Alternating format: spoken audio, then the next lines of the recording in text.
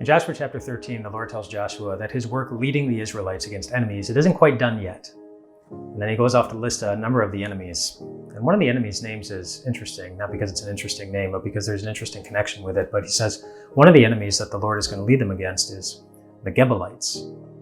That may or may not mean anything to you, but the Gebalites were from a place called Gebal, but Gebal had another name, maybe a nickname that it had been given.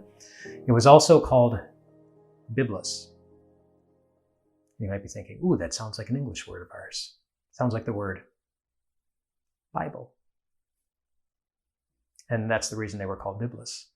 And that is the place where we get our word Bible from.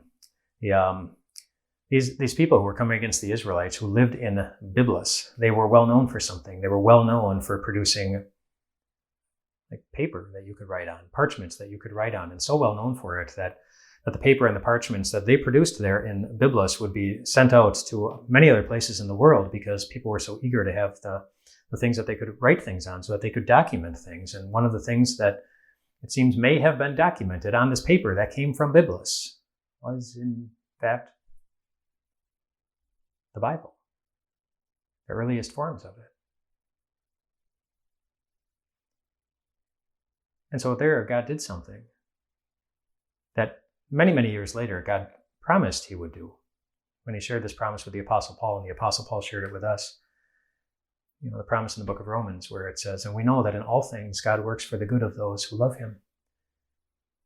That's an example that reminds us that God has always been doing that. You know, God doesn't change. He's always been that God who takes whatever happens in our lives, whether it's easy or difficult, even the unloving actions of others, and he takes that and works it all together in a way that serves his purposes so well and serves us so well.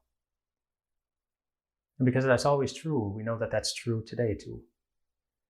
You think of all the different things happening in your life.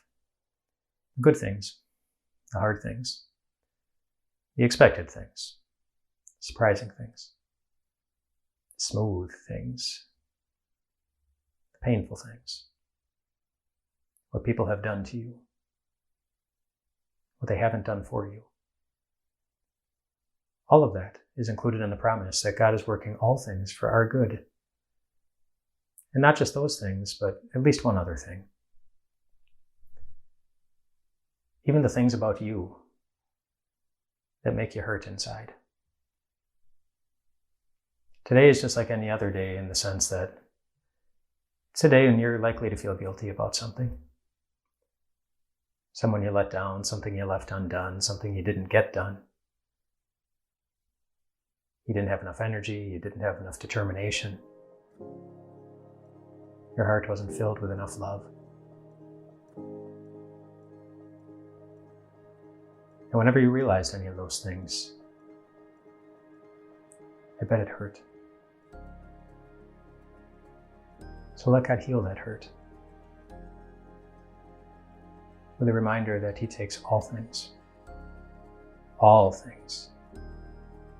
even our all things, and always works it for good. Just like he did at the cross, when he took the most unloving actions of all, and the ugliest sins that have ever existed, and he took it all in his hands and gave you a place in heaven. He gave you something good. And he won't fail to do that today. No matter who you are. No matter whatever happens. Rest well tonight, my friends.